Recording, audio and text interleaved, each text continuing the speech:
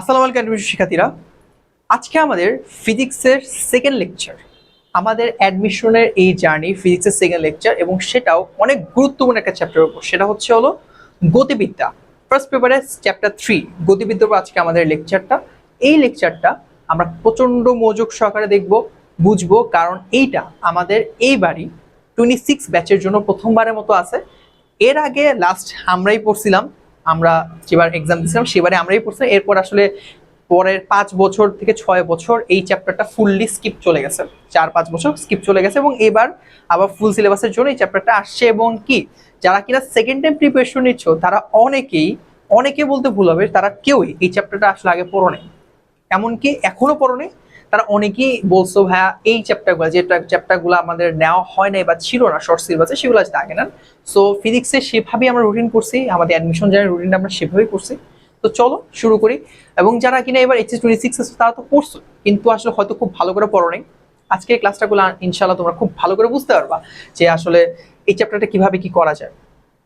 So first thing, আমরা গতিবিদ্যা চ্যাপ্টারে গতি জিনিসটা কি সেটা শিখবো। গতি হচ্ছে, দেখো, যে সময়ের সাথে যখন আমি দেখতেছি যে কোনো একটা বস্তু তার অবস্থান যখন পরিবর্তন হইতেছে সময়ের সাথে, তখন আমরা তাকে কি বলছি না, গতি। ওকে, আচ্ছা, গতি গেল। এখন গতি আসলে কয় রকম আছে? অনেক রকম আছে। যেমন আমি এটা প্রকারভেদ রাখছি, দেখো গতির আছে হচ্ছে 3 রকমের। একটা হচ্ছে দেখো একমাত্রিক গতি, দ্বিমাত্রিক গতি, এবং হলো ত্রিমাত্রিক গতি। কত হইতে পারে ভাই? একমাত্রিক গতি বলতে কি বুঝাইতেছেন আপনি, বা দ্বিমাত্রিক গতি কি, বা ত্রিমাত্রিক গতি কি? হ্যাঁ, তোমরা মোটামুটি এটা জানছো বা বুঝতেছো যে আসলে একমাত্রিক, দ্বিমাত্রিক, ত্রিমাত্রিক দিয়ে আমরা হচ্ছে 1 ডাইমেনশনাল, 2 ডাইমেনশনাল বা 3 ডাইমেনশনাল এই জিনিসটা বোঝানোর চেষ্টা করতেছি। চলো একটু ডিটেলসে শিখি, হইতেছি কি একমাত্রিক গতি। দেখো ভাইয়া, একমাত্রিক গতি, একমাত্রিক গতি বলতে বোঝাচ্ছে হলো যে আমার যখন কোনো একটা গতি বা কোনো একটা বস্তু একটা ওয়ান ডিরেকশনাল যাচ্ছে, তখন তাকে আমরা একমাত্রিক গতি বলি। সাপোজ ধরো কেউ সোজা, একটা লোক সোজা হেঁটে চলে যাচ্ছে ওয়ান ডিরেকশনে, এটার কোনো ডিরেকশন চেঞ্জ নাই। ওকে, তখন আমরা কি বলছি ভাই? একমাত্রিক গতি। বা বললাম যে একটা বল বল উপর থেকে নিচে ডিরেক্টলি নিচে পড়তেছে, সে ডান এভাবে কোথাও যাইতেছে না বা উপরে উঠতেছে না, কোথাও যাচ্ছে না। সো এই যে তার একটা গতি হইলো, পরন্ত বস্তুর গতি, পরন্ত বস্তুর যে একটা গতি হইলো, তাকে আমরা কি বলছি? একমাত্রিক গতি বলতেছি। ক্লিয়ার? যে এবং কি মানে হলো, ধরো আমি একটা এক্সিস আঁকি, অক্ষ আঁকি, ধরো এটা এক্স অক্ষ, এটা হচ্ছে ওয়াই অক্ষ। কেউ যদি এক্স অক্ষ বরাবর সামনে আগায়, সেটা হচ্ছে একমাত্রিক গতি হইতে পারে। ওয়াই অক্ষ বরাবর আগাইলে বা ওয়াই অক্ষ বরাবর নিচে পড়লেও সে একমাত্রিক গতি হবে। ক্লিয়ার? ওকে, তারপর দেখো দ্বিমাত্রিক গতি। এখন দ্বিমাত্রিক গতি হচ্ছে ভাইয়া, এইখানে শুধু যে সে একটা ডিরেকশনে যাবে বা একটা ডাইমেনশনে আগাবে ব্যাপারটা এরকম না, সে এখানে দুটো ডাইমেনশন আগাবে। এরকম হইতে পারে, সাপোজ একটা বস্তুকে, ধর এটা এক্স অক্ষ, এটা হচ্ছে ওয়াই অক্ষ, একটা বস্তুকে তুমি নিক্ষেপ করছো, বাট সেই নিক্ষেপটা করছো কিভাবে? একটা সার্টেন বেগে, ভেলোসিটিতে, এবং সার্টেন একটা কোণে, ফিক্সড একটা কোণে। অর্থাৎ সে যতই সামনে আগাইতেছে, সে এক্স পরিমাণ আনুভূমিক বরাবর একটা ডিস্টেন্স অতিক্রম করতেছে, ঠিক তেমনি লম্ব বরাবর একটা ডিস্টেন্স সে অতিক্রম করতেছে। তাহলে আমি কি দেখতেছি? সে একই সাথে সামনে আগাচ্ছে, আবার একই সাথে উপরেও উঠতেছে। এই গতিটাকে আমরা বলতেছি হলো দ্বিমাত্রিক গতি। আচ্ছা, এই দ্বিমাত্রিক গতি সম্পন্ন বস্তুটাকে আমরা কি বলি জানো ভাই? এই যে বস্তুটা ধরো বলি হচ্ছে প্রাস। ওকে, সামনে এটা নিয়ে আসলে বেসিক্যালি আমাদের চ্যাপ্টারটা সামনে এটা পড়বো। হ্যাঁ, ধরো একটা ফুটবল খেলোয়াড়, বা ধরো তুমি একটা বল নিক্ষেপ করবা, তুমি বলটা এইভাবে নিক্ষেপ করলা, তো একটা অ্যাঙ্গেলে তুমি যখন নিক্ষেপ করলা, সে উপরেও উঠলো, সামনেও আগাইলো, তখন তার গতিটাকে বলছি আজকে আমরা দ্বিমাত্রিক গতি। সো চলো এবার নেক্সটটা দেখি, ত্রিমাত্রিক গতি। এই ত্রিমাত্রিক গতি হলো শুধু সে এক্স কিংবা ওয়াই, ব্যাপারটা এরকম হবে না। সে উচ্চতা দৈর্ঘ্য প্রস্থ উচ্চতা তিন দিকে সে আগাবে, তিন দিকেই সে আগাবে। ধরো জেড 3 ডাইমেনশনাল আঁকলাম। একটা এক্সাম্পল সাপোজ ভাবো যে একটা পাখি, ধরো তোমার কাছে একটা পাখি আছে, ধরো একটা পাখি আছে, একটা পাখি আছে, সে পাখিটা উঠতেছে, সে কি করছে, সামনে আগাচ্ছে, এক সে সামনে আগাচ্ছে, দুই সে ধরো উঁচুতে উঠতেছে, নিচ থেকে আস্তে আস্তে উঁচুতে উঠছে, তিন সে বামে যাচ্ছে অথবা ডানে যাচ্ছে। বুঝো, সামনে পিছনে উপরে নিচে কিংবা ডানে বামে, এই যে তিনটা কন্ডিশন বা তিনটা ডাইমেনশনের কথা আমি বললাম, ওই ডাইমেনশনটাই হচ্ছে তো ত্রিমাত্রিক গতি। ত্রিমাত্রিক গতির ক্ষেত্রে ব্যবহার করে, বুঝে গেছে? তাহলে আমরা বুঝতে পারছি ত্রিমাত্রিক গতিটা কি। আরো সহজ একটা এক্সাম্পল দিই, আমরা যারা ফুটবল খেলা দেখি তারা জিনিসটা রিলেট করতে পারবা। তোমরা অনেকে ফুটবল খেলা দেখো, এবং কি যারা ব্রাজিল সাপোর্ট করো তারা মোটামুটি, এবং রিয়াল মাদ্রিদ সাপোর্ট করো তারা এটা জানো যে রবার্তো কার্লোসের নাম তোমরা শুনছি ভাই। রবার্তো কার্লোসের নাম কি আমরা শুনছি? কম বেশি শুনছি। যারা মোটামুটি ফুটবল ফলো করো, এমনকি ফুটবল খেলা দেখো, রিয়াল মাদ্রিদের খেলা, রিয়াল মাদ্রিদ সাপোর্টার, তারা তো মোটামুটি জানো যে রবার্তো কার্লোসকে, সে ব্রাজিলের প্লেয়ার প্লাস হচ্ছে রিয়াল মাদ্রিদে খেলছে। সো ও সবচেয়ে ও বিখ্যাত কেন ছিল? ও বিখ্যাত ছিল ফ্রি কিকের জন্য। ও বিখ্যাত ছিল ফ্রি কিকের জন্য। ওর ফ্রি কিকটা একে তো অনেক পাওয়ারফুল হইতো, দুই সেটা যে লেভেলে কার্ভ করার কথা ছিল সেই লেভেলে কার্ভ না করে বাতাসের এগেনস্টে গিয়ে একটা কার্ভ করতো।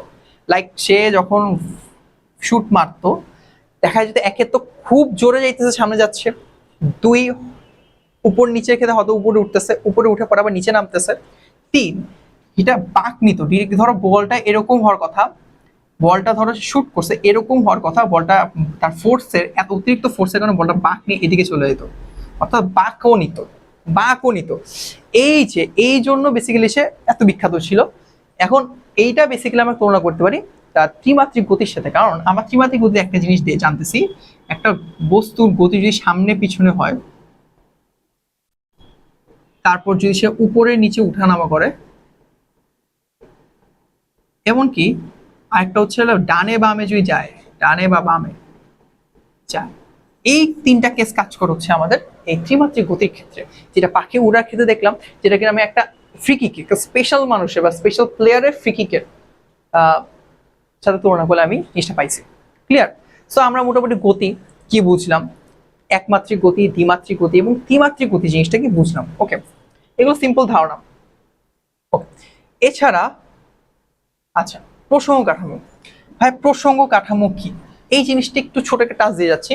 প্রসঙ্গ কাঠামো দেখো যে নির্দিষ্ট বস্তু বিন্দু বা ত্রিমাত্রিক ব্যবস্থার সাপেক্ষে কোনো বস্তুর অবস্থান, গতি বা স্থিতি পরিমাপ করা হয়, তাকে আমরা প্রসঙ্গ কাঠামো বলি। সহজ হিসাব বলি, একটা কিছু সাপেক্ষে যখন তুমি আরেকটা বস্তু গতি কিংবা স্থিতি এই জিনিস তুমি তুলনা করতেছো, তখন ওই পুরা প্রসেসটা বা কাঠামোটাই হচ্ছে প্রসঙ্গ কাঠামো। এখানে একটা বিন্দু লাগে, সেটা হচ্ছে হলো স্থির বিন্দু থাকে, তাকে বলে প্রসঙ্গ বিন্দু।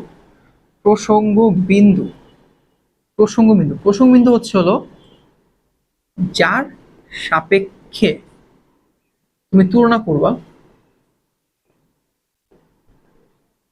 যে বস্তুর গতিশীল অবস্থা আছে নাকি বা স্থিতিশীল অবস্থা আছে। সাপোজ ধরো তোমার কাছে এখানে একটা গাছ আছে, গাছ, ঠিক আছে, গাছ আছে, গাছের পাশে ধরো একটা এখানে একটা ল্যাম্প পোস্ট দাঁড়ায় আছে, সারা জীবন এখানে সে খুঁটি গাড়ার মতো দাঁড়ায় আছে। তাহলে গাছের সাপেক্ষে এই ল্যাম্প পোস্টের এই প্রসঙ্গ কাঠামোটা কি? এই প্রসঙ্গ কাঠামোটা হচ্ছে স্থিতি। স্থিতি বলা হয়, স্থিতি প্রসঙ্গ কাঠামো বলা হয় এটাকে। এটা গতিশীল কিন্তু না, সারা জীবন গাছের সাপেক্ষে, গাছ হচ্ছে প্রসঙ্গ বিন্দু, যার সাপেক্ষে এই ল্যাম্প পোস্টটা স্থির অবস্থা দাঁড়ায় আছে, এটাকে বলে স্থিতি প্রসঙ্গ বিন্দু, প্রসঙ্গ কাঠামো। আচ্ছা, এবার ধরো তুমি একটা সাইকেল নিয়ে, তুমি চালায় গাছের চারপাশে ঘুরতেছো, চালাচ্ছ বা লোক হেঁটে যাচ্ছে, তখন গাছের সাপেক্ষে যে একটা মানুষ হেঁটে গেল তাকে বলে গতীয় প্রসঙ্গ কাঠামো। বুঝা গেছে? এই যে স্থিতি বা গতি পরিমাপ করা তাকে বলে প্রসঙ্গ কাঠামো। ঠিক আছে, এই হচ্ছে ব্যাপার। ওকে, এছাড়া আরেকটা এক্সাম্পল দেওয়া যায়।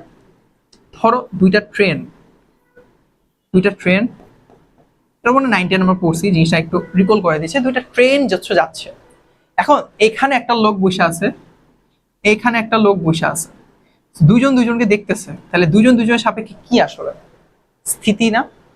স্থিতি অবস্থা আছে না? বুঝছো তো? স্থির অবস্থায় আছে। এখন এইখানে একটা লোক দাঁড়ায় দেখছে যে দুটা ট্রেন যাচ্ছে, তার সাপেক্ষে ট্রেনের গতিটা কি? প্রসঙ্গ কি, গতীয় প্রসঙ্গ কাঠামো বলা যেতে পারে, কারণ সে দেখতেছে ট্রেন ধরে যাইতেছে, গতিশীল অবস্থায় আছে। এইটাই হচ্ছে হলো প্রসঙ্গ কাঠামো ব্যাপার। ক্লিয়ার? ওকে। আচ্ছা, 9-10-এ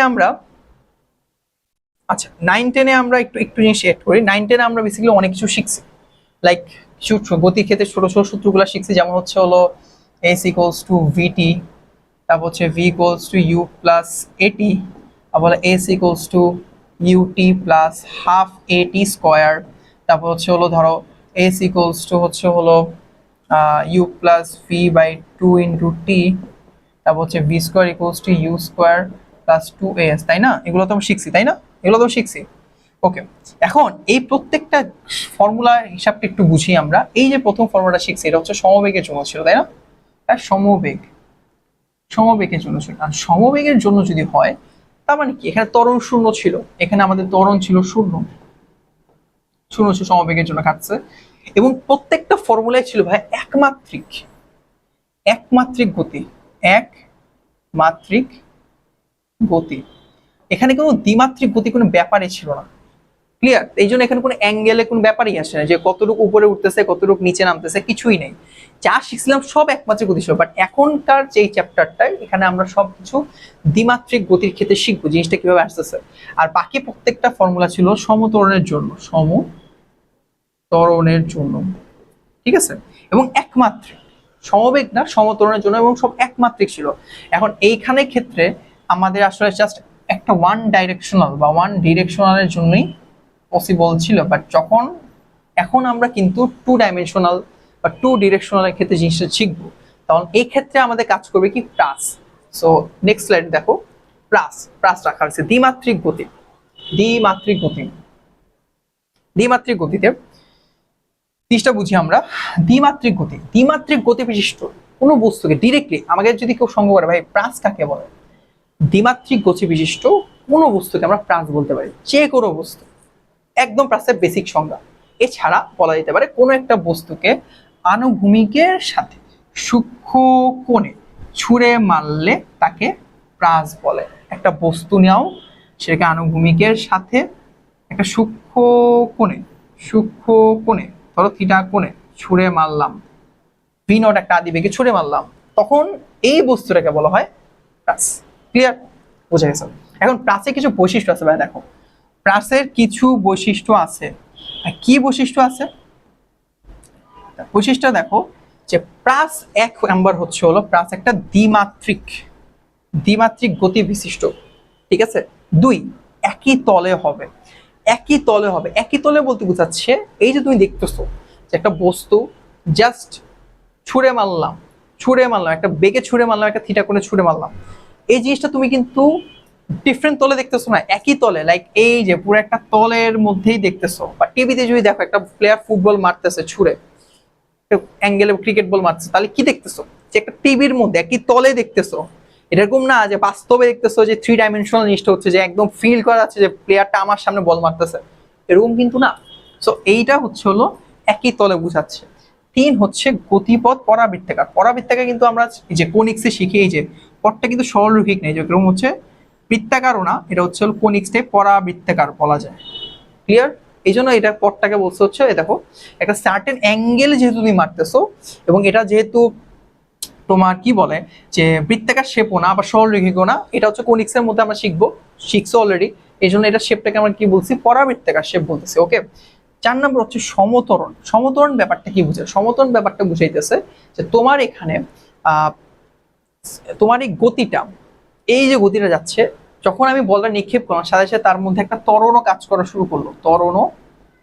করা শুরু করবে। এখন এইটা বেসিক্যালি ডিস্টেন্সটা আমরা যেখানে ক্যালকুলেট করি, এর খুব একটা বেশি ডিস্টেন্সের হয় না, বা আমরা আসলে ক্যালকুলেশনের ক্ষেত্রে যে খুব ওভার দ্য টপ অনেক দূরে চলে যাচ্ছে, যার কারণে বেগের সাথে সে ত্বরণ চেঞ্জ হবে, এরকম ক্যালকুলেশন করি না। যার কারণে এখানে ম্যাথ করার ক্ষেত্রে আমরা ত্বরণটাকে ত্বরণ ধরে নিই, এবং এখানে জি যেহেতু আমাদের জানি আমাদের জি এর ভ্যালুটা ফিক্সড, সো এখানে বলতেছে যে এখানে কাজ করা হচ্ছে সমতরণ। বুঝে গেছে? এখানে কাজ করা হচ্ছে হলো সমতরণ। ওকে, চলো পরের স্লাইডে দেখি। আচ্ছা,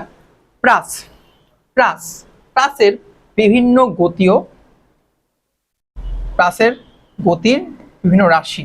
আচ্ছা, এখন এই জিনিসটা আমরা একটু ভালো করে বুঝবো। চলো, ফার্স্ট অফ অল ধরো তুমি একটা এখানে নিলা, ওকে, আনুভূমিক রেখা এখানে ধরো ওয়াই রেখা আছে, ওকে। তো তোমার কাছে একটা বস্তু আছে, এখান থেকে তুমি নিক্ষেপ করবা, ক্লিয়ার? এই যে বস্তুটা যখন তুমি এই পয়েন্ট থেকে নিক্ষেপ করতেছো, এই পয়েন্টটাকে আমরা বলছি ভাই নিক্ষেপণ বিন্দু। একটু লিখে রাখো তোমরা, খাতা কলম নিয়ে বসছো যেহেতু, নিক্ষেপণ বিন্দু বা প্রারম্ভিক বিন্দু বলা হয়, ওকে। এখন তাকে তুমি কি করলা, সার্টেন ভি নট বেগে নিক্ষেপ করলা থিটা কোণে, ওকে। এইটাকে বলা হয় হচ্ছে আদি বেগ, আদি বেগ, এবং এই কোণটাকে বলা হয় নিক্ষেপণ কোণ বা থিটা, নিক্ষেপণ কোণ বা থিটা, ক্লিয়ার? নিক্ষেপণ কোণ অতটাই আদি বেগ, এই তিনটা জিনিস শিখলাম এখানে। এখন বস্তুটা ধরো যখন তুমি নিক্ষেপ করলাম আমি, আচ্ছা নিক্ষেপ যেহেতু করলাম, সে ধরো একটা সার্টেন পর্যন্ত পয়েন্ট পর্যন্ত উঠলো, উঠে আবার গিয়ে নেমে গেল, ওকে। এই যে সে একটা সার্টেন পয়েন্ট পর্যন্ত ধরো এখানে উঠলো, সার্টেন একটা পয়েন্ট পর্যন্ত সে উঠলো, এরপরে সে আবার নেমে আসা শুরু করলো। এই সার্টেন পয়েন্ট পর্যন্ত উঠার যে সময়টাকে আমি ধরলাম হচ্ছে টি প্রাইম, এবং নামার সময়টাকে ধরলাম হচ্ছে টি ডাবল প্রাইম, ধরে নিলাম। এখন এই টি প্রাইমটাকে বলা হয় উড্ডয়ন কাল, লেখো উড্ডয়ন কাল। আর নামার সময়টাকে বলা হয় হচ্ছিল পতন কাল, পতন কাল। আর এই যে সর্বোচ্চ বিন্দুতে উঠার পর আবার নেমে গেল, কারণ এটা কেন নামছে এটা একটু পরে গিয়ে শিখবো, বাট সর্বোচ্চ উঠে আবার যখন নেমে যাচ্ছে, এই বিন্দুটাকে বলা হয় সর্বোচ্চ বিন্দু, সর্বোচ্চ বিন্দু। আর এই যে ডিস্টেন্সটা সর্বোচ্চ বিন্দু থেকে আনুভূমিক যে তল, অনুভূমিক যে তল, তলের ডিস্টেন্সটা হচ্ছে হলো এইচ বা সর্বোচ্চ উচ্চতা, এইচ কে বলা হয় সর্বোচ্চ উচ্চতা, ওকে। আচ্ছা, এখন এই যে শুরু করলো যাত্রা নিক্ষেপণ বিন্দু থেকে, সে নিক্ষেপণ কোণ দিয়ে একটা আদি বেগে চললো, সর্বোচ্চ বিন্দু গেল পতনকাল, এবং শেষে একটা পয়েন্ট দিকে সে থেমে গেল। এই পয়েন্টটাকে বলা হয় সমতলে, সমতল নিক্ষেপণ বিন্দু সমতলে পতন, পতন বিন্দু, সমতলে পতন বিন্দু, সমতলে পতন বিন্দু। এটা বেসিক্যালি বলা যায় নিক্ষেপণ বিন্দু, নিক্ষেপণ বিন্দুর সমতল, নিক্ষেপণ বিন্দুর সমতলে পতন বিন্দু।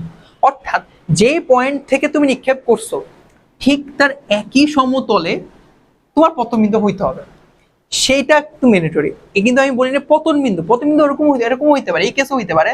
সাপোজ একটা বিল্ডিং থেকে তুমি একটা ফুটবল নিক্ষেপ করলা, এরকম নিক্ষেপ করলা, তাহলে এইটার পতন বিন্দু, আর তাহলে এটাকে পতন বিন্দু বলতে পারে, নিক্ষেপণ বিন্দু বলবে, এটাকে পতন বিন্দুই বলে। এটাকে তুমি কখনোই বলতে পারবে না ভাই এটাকে সমতলে পতন বিন্দু, নিক্ষেপণ বিন্দু সমতলে পতন বিন্দু কখনো না। নিক্ষেপণ তলে সমতলে পতন বিন্দু এইটা হইতে পারে ভাই, এইটা যে একদম সমতলে সেইখানে এসে পতন হয়েছে, এই পয়েন্টটাকে বলে নিক্ষেপণ বিন্দু সমতলে পতন বিন্দু। কিন্তু এটা জাস্ট নর্মাল পতন বিন্দু, এই জন্য আমি উল্লেখ করছি যে পতন বিন্দু বা নিক্ষেপণ বিন্দুর নিক্ষেপণ বিন্দু সমতলে পতন বিন্দু ডিফারেন্সটা হচ্ছে এখানে, ক্লিয়ার? ওকে। আচ্ছা, এখন একটা জিনিস বুঝো, এই যে সে পুরা পথটা যে অতিক্রম করলো টি প্রাইম উড্ডয়নকাল এবং টি ডাবল প্রাইম পতন কালে, এই পুরা সময়টাকে বলা হয় টোটাল টি, টি equals two t prime plus টি ডাবল প্রাইম, এটাকে বলা হয় বিচরণ কাল, বিচরণ কাল। আর আনুভূমিক বরাবর সে যে ডিস্টেন্সটা অতিক্রম করছে তাকে বলা হয় পাল্লা, আর হলো পাল্লা, ক্লিয়ার? টোটাল ডিস্টেন্সটার মধ্যে পাল্লা।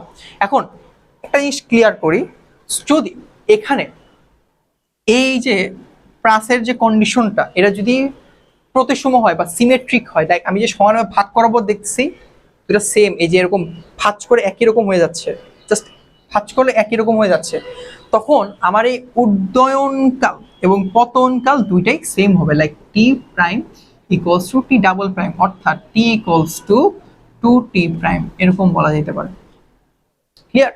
সিম্পল। তখন আমাদের পতনকাল এবং উড্ডয়নকাল সেম হয় যদি সিমেট্রিক হয়। বাট এই কন্ডিশনে কিন্তু দেখো এটা যদি টি প্রাইম হয়, এটা যদি টি টু প্রাইম হয়, টোটালটা এখানে টি প্রাইম এবং টি ডাবল প্রাইম কখনোই সমান না, কখনোই সমান না, কখনোই সমান না, ঠিক আছে? এইটাই আমি এখানে বোঝানোর চেষ্টা করছি যে কখনোই সমান হবে না, ক্লিয়ার? ওকে। সো আমরা এখানে মোটামুটি আচ্ছা এবার ধরো একটা সার্টেন একটা পয়েন্ট যদি এরকম হয় যে ভাই সার্টেন একটা পয়েন্ট আছে এখানে, এইখানে যে পয়েন্ট হয়, সার্টেন পয়েন্টে কি কি কাজ করে, ধরো এখানে আদিবেগ আছে, নিক্ষেপণ কোণ আছে, বা সার্টেন যখন পয়েন্ট বলবো যে এই পয়েন্টে তার বেগের ডিরেকশনটা চেঞ্জ হবে, তখন এই বেগটাকে বলে ভি, ভি নট থেকে ভি হয়ে যায়, কারণ তার এই যে আলফা থিটা কোণটা চেঞ্জ হয়ে সেটা আলফা হয়ে যায়। কারণ বলটা যখন তুমি নিক্ষেপ করতেছো, এর নিক্ষেপণের পর থেকে 1 সেকেন্ড 2 সেকেন্ড 3 সেকেন্ড প্রতি সেকেন্ড পর পর এর মানে ডিরেকশনের সাথে বেগের যে একটা উপাংশ, বেগের উপাংশটা চেঞ্জ হচ্ছে তার সাথে, কারণ ওইটার সাথে সাথে অ্যাঙ্গেলটা পরিবর্তন হয়েছে, লাইক একদম থিটা থিটা কোণেই একদম কনস্ট্যান্টলি সে আগাচ্ছে না, সে কিন্তু অ্যাঙ্গেল চেঞ্জ হয়ে আলফা কোণ হয়ে যাচ্ছে। এখন এখানে একটা ব্যাপার কাজ করতেছে যে আলফা কোণ যেহেতু কাজ করতেছে, এখানে আমরা উপাংশ নিয়ে মানে বলতে পারি ভাবে যে যার সাথে বেসিক্যালি আলফা বা থিটা থাকে সেটা হলো কস থিটা বা কস আলফা বলা যায়, এবং উলম্ব অংশটাকে বলি হচ্ছে সাইন আলফা বা সাইন থিটা। ওকে, এর সামনে আসতেছি, জাস্ট আমরা রাশিগুলো শিখলাম যে ভাই আমার এখানে আদি বেগ আছে, বেগ আছে, এবং ধরো এই যে ডিস্টেন্সটা, এই যে অতিক্রম, এটাকে বলা হয় ওয়াই, আর এই ডিস্টেন্সটা অতিক্রম করা বলা হয় এক্স। ঠিক আছে, আণবিক ভর ডিস্টেন্স অতিক্রম করে এক্স, উলম্ব বরাবর ডিস্টেন্স অতিক্রম হচ্ছে ওয়াই। সো আমরা মোটামুটি কি কি শিখছিলাম, আদিবেগ শিখছি, সর্বোচ্চ বিন্দু শিখছি, এইচ শিখছি, পাল্লা শিখলাম, বিচরণকাল শিখলাম, নিক্ষেপণ বিন্দুর সমতলে পতন বিন্দু শিখলাম, তারপর হচ্ছে ধরো উড্ডয়নকাল পতনকাল শিখলাম। এই যে মোটামুটি প্রাসের একদম বেসিক যে রাশি কি কি আছে সেই রাশিগুলো আমরা শিখে ফেলছি। ক্লিয়ার? ওকে, সো চলো পরে পাঠে। আচ্ছা, এবার আসো প্রাসের গতির সমীকরণ আমাদের শেখা লাগবে ভাই, যে কিভাবে একটা থেকে আরেকটা সমীকরণ আসতেছে, এটা যদি না বুঝি তাহলে আসলে প্রাস তো আমরা শিখলাম না ভালো মতো। ওকে, সাপোজ সেম জিনিসটা আমি যদি তোমাদের দেখাই, এখানে এভাবে দেখাই, এক্স যাত্রা শুরু করলো, ওয়াই, ওকে এরকম আসলো। সো এখানে একটা বেগ কাজ করছে ভি নট, বেগ কাজ করছে, অ্যাঙ্গেল কাজ করছে থিটা। ওকে, নিক্ষেপণ অ্যাঙ্গেল, সর্বোচ্চ বিন্দু এটা এইচ কাজ করতেছে। এখন আমি বললাম যে একটা সার্টেন টাইম পর একটা বিন্দু আমি নিলাম এখানে, যেখান থেকে বেগের ভি এবং কি ডিস্টেন্স হচ্ছে ওয়াই, এটা হচ্ছে এক্স কাজ করতেছে, এবং এই অ্যাঙ্গেলটা হচ্ছে হলো আলফা, চেঞ্জ হয়ে যাচ্ছে। যেহেতু আমরা আসলে দ্বিমাত্রিক গতিকোণ সমীকরণ জানি না, আমরা একমাত্রিক গতির সমীকরণ জানি, সেখান থেকে বেসিক্যালি আমরা উপাংশ দিয়ে প্রত্যেকটা সমীকরণ বের করে ফেলতে পারবো। যেমন আমরা যে প্রথম যে সমীকরণটা জানি সেটা হচ্ছে হলো, ধরো যে V equals to you plus A T, যেখানে বেগ বেগ শেষ বেগ, আদি বেগ, ত্বরণ এবং হচ্ছে সময় কাজ করতেছে। এছাড়া এখানে আরেকটা ইনের টার্ম মিসিং, সেটা হচ্ছে এস, এস এর জন্য একটা সূত্র নেই, ইউটি প্লাস হাফ এ টি স্কোয়ার। এখন আমরা জানি আমার এই পুরো প্রসেসের মধ্যে দুটা জিনিস কাজ করতে, একটা হচ্ছে আনুভূমিক বেগ আর একটা হচ্ছে উলম্ব বেগ, তাই না? আনুভূমিক একটা উলম্ব বরাবর জিনিসটা কাজ করতেছে, বস্তুটা শুধু আনুভূমিক যাচ্ছে না বা বস্তুটা শুধু উলম্ব যাচ্ছে না, বস্তুটা যাচ্ছে কিভাবে, এক এসে আনুভূমিকও চাইতেছে, দুই সে উঠতেছে, ওই যে এই যে উলম্ব এবং হচ্ছে আনুভূমিক ভাবে কাজ করতেছে। তো এই জিনিসটা আমাদের মাথায় রেখে আমি যখন একমাত্রিক, আমার দ্বিমাত্রিকের যে কন্ডিশনটাকে আমি ডিরেক্টলি একমাত্রিক ফর্মুলার মধ্যেই ফর্মুলাটা সেট করতে পারবো। সো ফার্স্টে যদি আমি দেখি, এখানে লিখি একটা হচ্ছে অনুভূমিক বরাবর, অনুভূমিক, দুই হচ্ছে হলো উলম্ব। আচ্ছা, এই জিনিসটা আমাদের একটু ভালো করে খেয়াল করতে হবে। আচ্ছা আচ্ছা, উলম্বিক, আচ্ছা লিখছে এখানে একটু ভাবে না লিখে ভাবে লিখি, পড়তে সুবিধা হবে তাহলে। এখানে লিখি আনুভূমিক উলম্ব,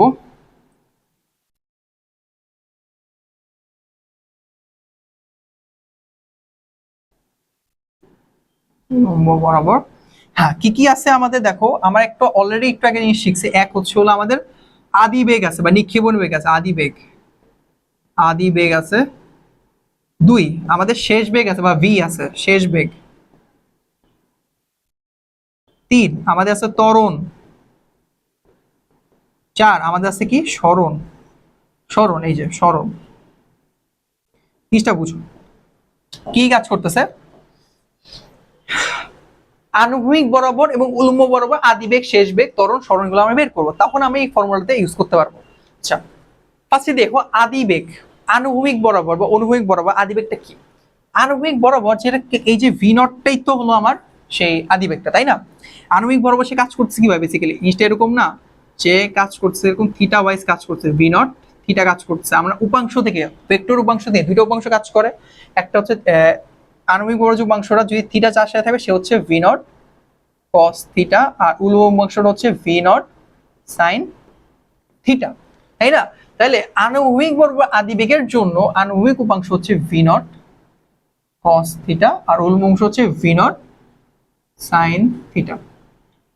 এবার শেষ বেগ, শেষ বেগের ক্ষেত্রে আমরা দেখতেছি ভাই এখানে বা শেষ বেগ বা সার্টেন পয়েন্ট একটা সার্টেন টাইম পর বেগ, সার্টেন টাইমের পর বেগের ক্ষেত্রে দেখতেছি যে এটার যত উপরে উঠতেছে সাথে সাথে তার অ্যাঙ্গেলও পরিবর্তন হচ্ছে। এই অ্যাঙ্গেলটা কত হয়েছে? আলফা হয়েছে। ধরো এটা হলো বেগ ভি, তাহলে এটা কি হবে? V sorry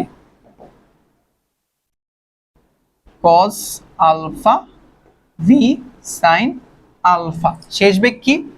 V cos alpha V sine alpha. Clear? এটুকু তো বুঝছি আমরা। আচ্ছা, এরপরে পার্টটা দেখো, ত্বরণ। ত্বরণ ভাই, ত্বরণ কেমনে কাজ করতেছে? আণবিক বড় ত্বরণটা কি? যেহেতু আমরা জানি এখানে আমাদের কাজ করতেছে বেসিক্যালি অভিকর্ষীয় ত্বরণ, আণবিক বরাবর বলতে বোঝাচ্ছে তোমার বেসিক্যালি অভিকর্ষীয় ত্বরণ কি নিচে কাজ করে না? নিচে কাজ করে না অভিকর্ষীয় ত্বরণটা, এবং আণবিকের সাথে অভিকর্ষীয় ত্বরণ বেসিক্যালি কাজ করছে কি 90 ডিগ্রি অ্যাঙ্গেলে না? তো বুঝো জিনিসটা। আণবিক বরাবর ধরো অনুভূমিক বরাবর বেসিক্যালি জি কাজ করে কিভাবে? নিচে দিয়ে কাজ করতেছে না? তাহলে এটার সাথে আণবিকের সাথে জি কাজ করে 90 ডিগ্রি অ্যাঙ্গেল, তাহলে কি জি cos 90। এখন 90 cos 90 কত? 0। তাহলে এখানে আণবিক বরাবর ত্বরণ হচ্ছে 0। এখন উলম্ব বরাবর ত্বরণ কত কাজ করে? এখন আমরা অলরেডি জানি উলম্ব বরাবর জি, ধরো আমি বললাম যে জি তো এই নিচে কাজ করে, কিন্তু উলম্ব বরাবর কি জি এদিকে উল্টা দিকে কাজ করতেছে, জিনিসটা বোঝাচ্ছে উল্টা দিকে। বুঝো জিনিসটা যে তোমার জি তো নিচে কাজ করে, কিন্তু তুমি দেখতেছো উলম্ব বরাবর জিটা তো মানে এদিকে কাজ করতে হবে, এদিকে কাজ করে নাকি 180 ডিগ্রি হয়ে যাচ্ছে। তাহলে জি cos 180 ডিগ্রি বলতে কত বোঝায়? মাইনাস cos 180 -1, তাহলে মাইনাস জি, মাইনাস জি। ক্লিয়ার? এবার আসলে সরণের পার্ট। সরণ, সরণ দেখো আণবিক বরাবর সরণ কত? আণবিক বরাবর সরণ কাজ করছে ভাই এক্স, এই যে এক্স এক্স, এবং উলম্ব বরাবর সরণ কাজ করছে কি ভাই? Y Y. বুঝা গেছে? তো এইখান থেকে বেসিক্যালি আমরা কি পাইতেছি? একদম আনুভূমিক উপাংশ উলম্ব উপাংশগুলো পেয়ে যাচ্ছি। এবার আমি ডিরেক্টলি আমার ফর্মুলা বসায় দিব, তখন দেখবো যে অ্যাকচুয়াল ফর্মুলা দাঁড়ায় গেছে। কিরকম ভাবে দেখো, এটা যদি একটু মুছে দেই, মুছে দিলে আমরা বুঝতে পারবো। ধরো এইখান থেকে এটা একটু মুছে দিই, এটা থাকুক, একটু মুছে দিই, তাহলে আমরা বুঝতে পারবো।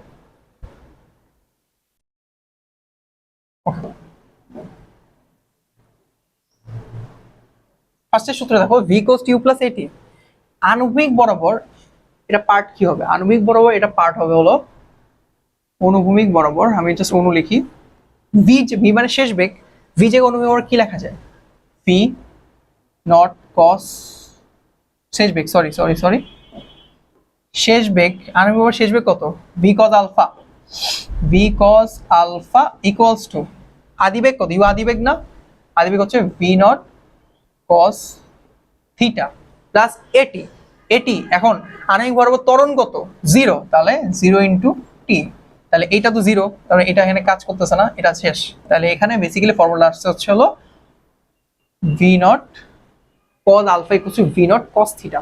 আচ্ছা, আণবিক বরাবর এটা গেল। এবার উলম্ব বরাবর এটা ফর্মুলা দেখি। উলম্ব বরাবর দেখো, উলম্ব বরাবর ভি cos u প্লাস এটি না? উলম্ব বরাবর আদি বেগ মানে শেষ বেগ কত ছিল? V sine alpha, just v sine alpha, আর আদি বেগ ছিল V naught sine theta. Okay, আর এখানে কি কাজ করতেছে ভাই? এটি। এখন উলম্ব বরাবর জি কত বা ত্বরণ কত? Minus G T. That's the formula. ঠিক আছে, মোটামুটি আমরা কি পাইলাম? এই যে ফর্মুলা থেকে আদি বেগে উলম্ব এবং হচ্ছে আনুভূমিক বরাবর যে তোর মানে ফর্মুলাটা আছে, দুটো ফর্মুলা বের করে ফেললাম। ওকে, সো এবার আসো যে এস এর জন্য কি হবে। এস এর জন্য যদি দুটো লিখি, এস এর জন্য দুটো আমি নিচে লিখে দিই। আনুভূমিক বরাবর, অনুভূমিক বা আনুভূমিক বরাবর দেখো এস এস। এখন আণবিক বরাবর এস কি? এস হচ্ছে এক্স, এক্স বলা যায়, সরণ এক্স, এস তো সরণ, এক্স ইকুয়ালস টু ইউটি। আদিবেগ হচ্ছে হলো V naught cos theta t, cos theta t. Half it square, a তো জিরো, তার মানে এ যদি জিরো হয় পুরো অংশটাই জিরো হয়ে গেল। ওকে ডান। আর উলম্ব বরাবর হচ্ছে হলো ওয়াই, ওয়াই ওয়াই যেহেতু সরল উলম্ব বরাবর ওয়াই। আর এখানে ইউ হচ্ছে উলম্ব বরাবর আদিবেগ কত, v not sine theta, v not sine theta t, v not sine theta টি। আর হচ্ছে হলো minus half G T square. That's it. এই হচ্ছে আমাদের অ্যাকচুয়াল ফর্মুলা। এই ফর্মুলা দিয়ে বেসিক্যালি আমাদের ক্লাসের আমরা ম্যাক্সিমাম ম্যাথ সলভ করবো, ম্যাক্সিমাম কোশ্চেন সলভ করবো। এখন এখানে একটা জিনিস তোমাদের একটু খেয়াল রাখতে হবে, ভাই কোনটা দিয়ে কি করা যায় এটা আপনাকে বলা। দেখো এই দুইটা জিনিস হচ্ছে হলো একটা সার্টেন টাইম পর, সার্টেন মনে রাখবা, সার্টেন টাইম পর পর বেগ এবং হচ্ছে অ্যাঙ্গেল বা থিটা, আলফা, আলফাটা কত, আলফা, থিটা না আলফা বলবো। আচ্ছা এখানে থিটাটা হবে না, ওয়েট ওয়েট, থিটাটা হবে না, আলফা হবে জাস্ট। সার্টেন টাইম বলে আমি বললাম যে আমার 2 সেকেন্ড পর আমার আদিবেগ দেওয়া আছে একটা বস্তুকে, ধরো আমি 2 সেকেন্ড 20 ডিগ্রি সেলসিয়াস 20 ডিগ্রিতে এবং 20 মিটার পার সেকেন্ড বেগে নিক্ষেপ করলাম। 2 সেকেন্ড পরে গিয়ে ওই বস্তুটার বেগ কত হবে এবং হচ্ছে ওইটার কত অ্যাঙ্গেলে যাচ্ছে এবং সময় কত হবে, কত সময়, আচ্ছা বেগ কত হবে এর যদি বের করতে পারে তখন তুমি কিভাবে করো, তখন এই ফর্মুলা দিয়ে ম্যাথ সলভ করতে হবে। আচ্ছা ওকে, এবার যদি এই যে দুইটা ফর্মুলা তুমি লিখছো, এই যে দুইটা ফর্মুলা, এই দুইটা ফর্মুলা কোথায় ইউজ হয়, এই দুইটা ফর্মুলা ইউজ হইতে পারে যে আমি যদি বলি যে 2 সেকেন্ড পরে বস্তুটা আনুভূমিক বরাবর কতটুকু ডিস্টেন্স অতিক্রম করছে অথবা উল্লম্ব বরাবর কতটুকু ডিস্টেন্স অতিক্রম করছে, তখন আমরা এই দুইটা ফর্মুলা ইউজ করবো, মানে এই দুইটা ডিরেক্টলি ডিস্টেন্সের জন্য, সরণের জন্য। ক্লিয়ার? ওকে ওকে চলো এই দেখ খুব সুন্দর একটা ম্যাথ আমি এখানে রাখছি ভাই, খুবই সুন্দর একটা ম্যাথ রাখছি যাতে করে ভাই তোমাদের বুঝতে সুবিধা হয়, তোমরা বুঝো। দেখো জিনিসটা দেখে কি মনে হচ্ছে, একটা বল আছে এখানে, ফুটবল, সেটা একটা সার্টেন ভি নট আদিবেগে 20 মিটার পার সেকেন্ড বেগে নিক্ষেপ করছো 30 ডিগ্রি অ্যাঙ্গেলে, এটা হচ্ছে থিটা, এটা হচ্ছে হলো থিটা। এখানে একটা বার পোস্ট আছে যেটা কিনা 2 মিটার লম্বা, আর ডিস্টেন্সটা হচ্ছে মানে বল থেকে বার পোস্টের ডিস্টেন্স হচ্ছে হলো 25 মিটার। ফার্স্ট কোশ্চেন বলতে ভাই 1 সেকেন্ড পর বলটির বেগ নির্ণয় করো। আচ্ছা এইটা তোমরা একটু নিজেরা 10 সেকেন্ড ভাবো, অলরেডি কিন্তু একটু আগে বললাম যে যখন আমাকে সেকেন্ড দেওয়া থাকবে যে একটা সার্টেন টাইম পর আমাকে বেগ বের করতে বলে, তখন আমি কি ইউজ করবো, ওই যে উপরে দুটো ফর্মুলা ছিল ওই দুটো ফর্মুলা আমি ইউজ করবো। বলছে 1 সেকেন্ড পর বলটা বেগ নির্ণয় করো, ভি বের করতে বলছেন। তাহলে ফার্স্টে আমরা একটু দেখি আমাদের ইনিশিয়াল যে বেগটা ছিল যে V cos alpha equals to V naught cos theta, তাই না, ভি নট কস থিটা। এখন আমার তো ভি নট দেওয়া আছে, ভি নট হচ্ছে 20, কস থিটা হচ্ছে হলো কস 30, কত কস 30 না, কস 30 হচ্ছে ভাই হলো √3/2, ডান। কিন্তু ভাই আমি তো আলফা চাই না, আমার কি আলফা দেওয়া আছে, আমার আলফা দেওয়া নেই, তাহলে আমি ভি কেমনে বের করবো, তাহলে আমি এখানে ভি বের করতে পারছি জাস্ট ভি কস আলফা একটা ভ্যালু বের করতে পারছি, সেটা হচ্ছে হলো 10√3। ওকে, বেগ যেহেতু metre per second, 10√3 metre per second. আচ্ছা তাহলে আরেকটা অংশ, ওই যে আরেকটু অংশ ছিল না, ফর্মুলা ছিল V sine alpha equals to V naught sine theta minus G T, তাই তো। ভি নট কত এখানে 20, আর সাইন 30 হচ্ছে হাফ, মাইনাস 9.8 ইন্টু 1, তাহলে হচ্ছে 10, হলো 10 মাইনাস 9.8 কত 0.2, 0.2 তাই না, 0.2, তাহলে ভি সাইন আলফা হচ্ছে হলো 0.2। ওকে, এখন আমাকে বলছে বেগ বের করুন ভাই, বেগ বের করুন, তাহলে আমি বেগ কেমনে বের করতে পারি, আমার এই ধরো এটা 1 নাম্বার ইকুয়েশন, এটা হচ্ছে 2 নাম্বার ইকুয়েশন, এই দুটাকে যদি আমি স্কোয়ার করি 1 স্কোয়ার প্লাস 2 স্কোয়ার, তাহলে জিনিসটা কি হইতে পারে যে V square cos square alpha V square sine square alpha equals to হচ্ছে হলো 10√3 whole square plus 0.2 whole square. ব্যাপারটা হচ্ছে আমি স্কোয়ার কেন করছি ভাই, একটু বলতে পারবা কেউ, কেন মাথায় কি আসতেছে ভাই স্কোয়ার আপনি কেন করছেন এখানে? ভাই আমার তো এখানে দুইটা জিনিস আননোন ছিল, আমার এখানে alpha unknown, v o unknown, alpha unknown, v o unknown. একটা জিনিস মনে রাখবা, যখন তুমি দুইটা সমীকরণ পাবা, দুইটা আননোনের জন্য দুইটা সমীকরণ এনাফ ভ্যালু বের করার জন্য, তিনটা আননোনের জন্য তিনটা সমীকরণ লাগে, ঠিক আছে, তখন তুমি তিনটা ভ্যালু পেয়ে যাবা। ওকে, এখন যেহেতু দুইটা আননোন আছে, দুইটা সমীকরণ আছে, আমি ইজি বের করতে কি করবো, স্কোয়ার করছি, স্কোয়ার করে দেখতেছি যে ভি স্কোয়ার স্কোয়ার হলো, তাহলে ভি স্কোয়ার কমন নিলে কি হবে, cos square alpha plus sine square alpha equals to এখানে ভ্যালু একটা বের হবে, আর এইটার ভ্যালু কি ত্রিকোণমিতিতে গেলে 1 না, ইকুয়ালস টু ভি স্কয়ার, এখানে স্কয়ার ভ্যালু পাইলা, তাহলে V equals to root over যে ভ্যালু তুমি করলা স্কয়ার, সেটা হচ্ছে অ্যান্সার। বেগ পেয়ে গেলাম। এবার যদি বলে ভাই অ্যাঙ্গেল কত, আপনি তো বললেন বেগ, কিন্তু ওই সময় তার কোণ কত ছিল, আলফা কত ছিল সেটা বলেন। সেটা ইজি, তুমি ভি বের করছো না, তো তুমি জাস্ট এই দুইটা জিনিসকে ভাগ দাও, ভাগ দিলে কি পাবা, 2 কে তুমি যদি 1 দিয়ে ভাগ দাও, তাহলে পাবো হচ্ছে হলো যে 10 আলফা পাবা, 10 আলফা পাবা, কারণ ভিভি কাটা চলে যাবে, 10 আলফা পাবা, 10 আলফা ভ্যালু হচ্ছে এই যে দুইটা রেশিও ভ্যালু, তাহলে ওখান থেকে আলফা তুমি ইজিলি 10 ইনভার্স অফ করে সলভ করতে পারবো, শেষ, তাই না? এই হচ্ছে আমাদের প্রথম যে কোশ্চেনটা, যে 1 সেকেন্ড পর বলটার বেগ নির্ণয় করে দেখাও, সেটা হচ্ছে অ্যান্সার এটা।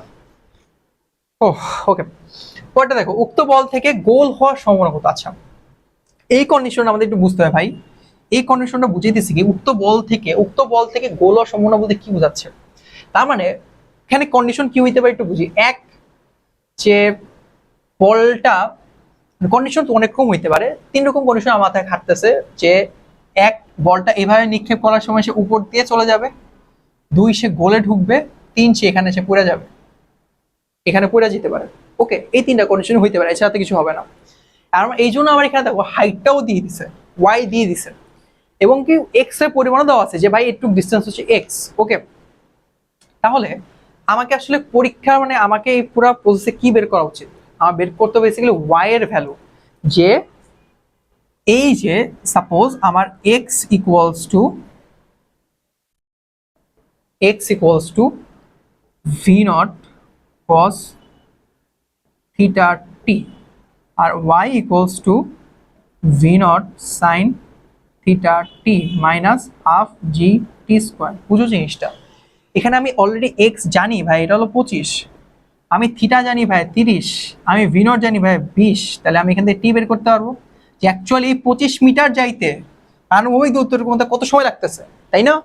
সেই যে টিটা আমি বের করবো, এখানে আমি যে টিটা বের করলাম, ধর আমি টি বের করবো, টি এখানে বের করবো, 25কে বেসিক্যালি এখানে টি বের করো, 25কে 20 দিয়ে ভাগ দাও, তারপর হচ্ছে হলো cos 30 হচ্ছে √3/2 দিয়ে ভাগ দাও, তাহলে হচ্ছে হলো 10 আসে, 5 দিয়ে ভাগ করলে এখানে হচ্ছে হলো 5, এখানে আসে 2, তার মানে কি 5/2 ইন্টু √3 ইকুয়ালস টু হচ্ছে টি। এরকম একটা সময় তোমার আসবে, এত সেকেন্ড সময় আসবে, যে টিটা তুমি পাবা, সেই টিটা সুন্দর মতো তুমি এখানে ইনপুট দাও,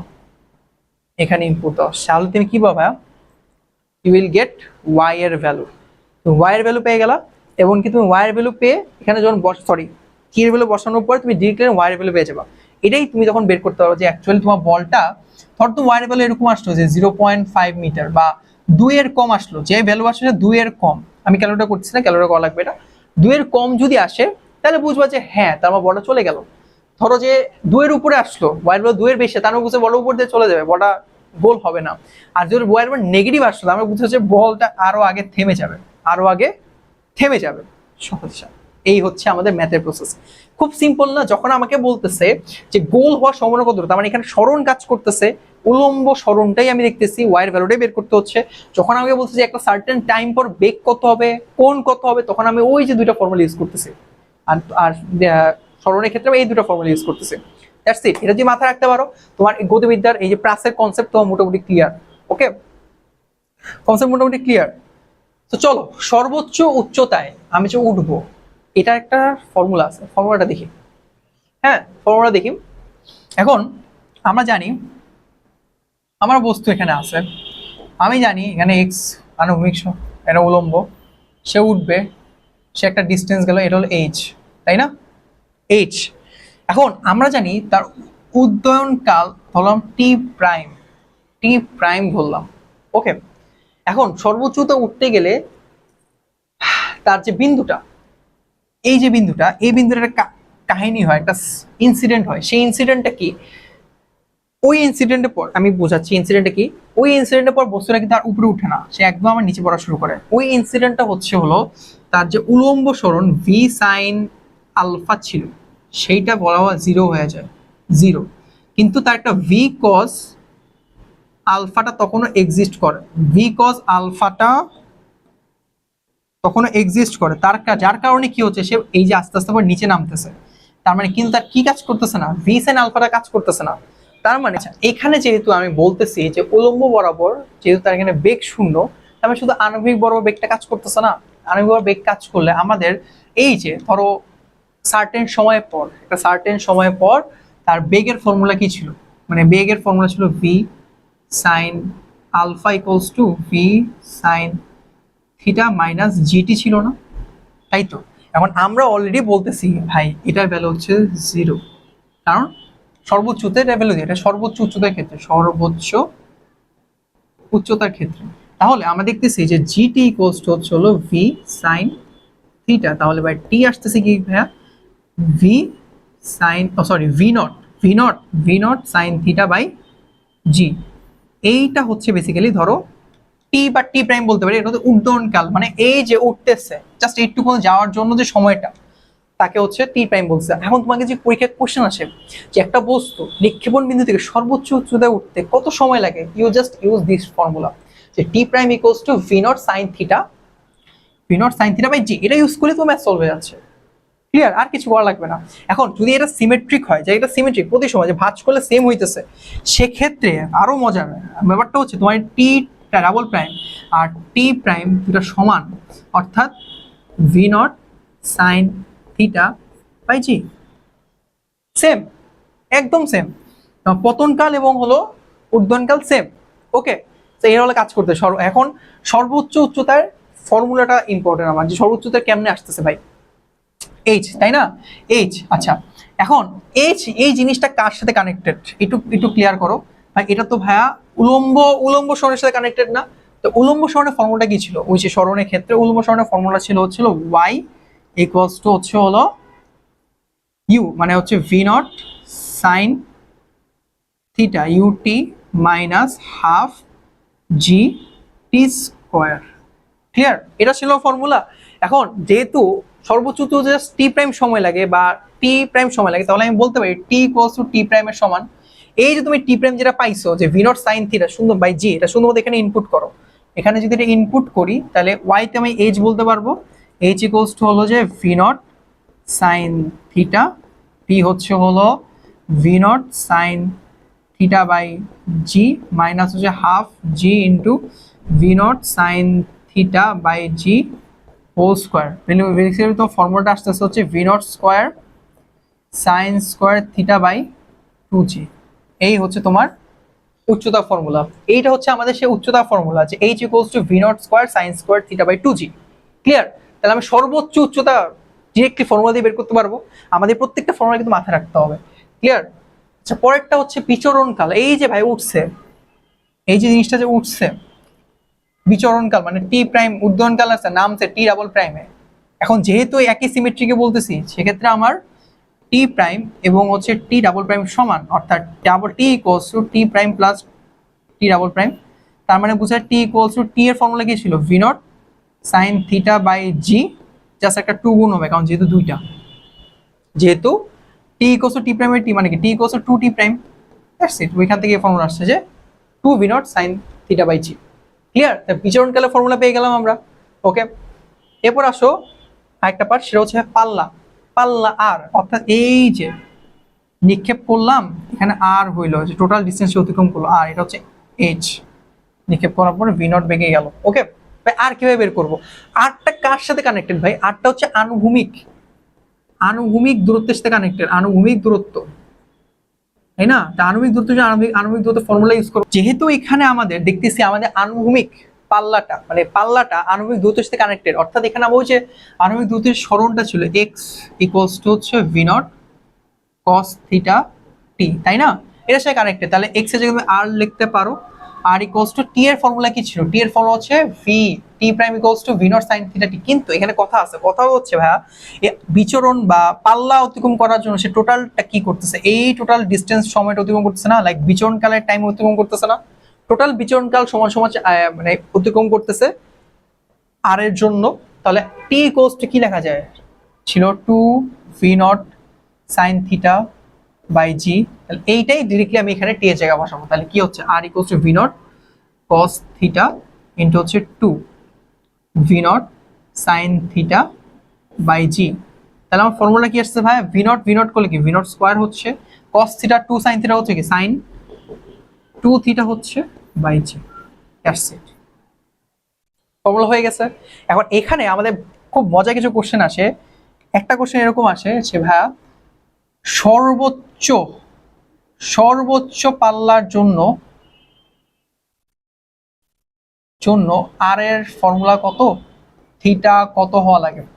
একটা জিনিস বুঝছো, তোমার আর ইকুয়ালস টু লিখতেছো v not square sine square theta, sorry sine square theta না, সাইন 2 থিটা বাই জি।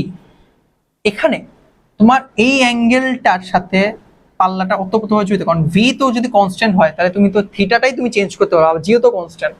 তাহলে তোমার এই সাইন 2 থিটার ভ্যালুটাই অবশ্যই সর্বোচ্চ ভ্যালু কি হতে হবে, 1 হইতে হবে, কারণ আমাদের সাইনের সর্বোচ্চ ভ্যালু 1, সাইন থিটার সর্বোচ্চ ভ্যালু বা সাইন যে কোনো অ্যাঙ্গেল সর্বোচ্চ ভ্যালু 1 এর মধ্যেই হবে। তাহলে সাইন 2 থিটা যদি 1 হয় তাহলে sine 2 theta equal sine 90 degree, theta equal কি হয় 45 ডিগ্রি আসে।